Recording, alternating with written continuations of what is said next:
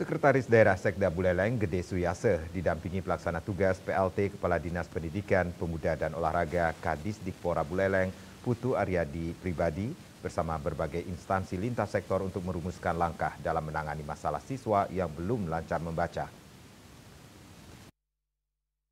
Suyaso menekankan masalah ini harus ditangani secara serius dengan langkah awal berupa asesmen langsung terhadap siswa.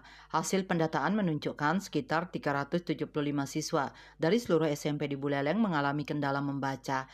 Angka ini setara dengan 0,01% dari total siswa SMP sebanyak 34.000 siswa.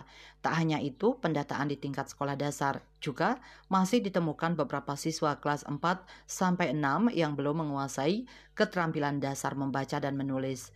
Sebagai tindak lanjut, Pemka Buleleng menggandeng tim dari Universitas Pendidikan Ganesha Undiksa Singaraja bersama unit layanan disabilitas ULD untuk melaksanakan program pembelajaran khusus dan pendampingan intensif.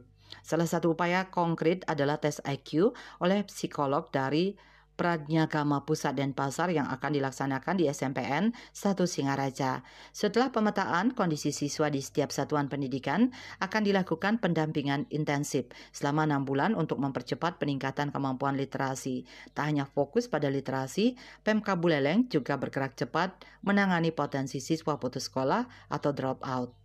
Yasri Yuli, Bali TV.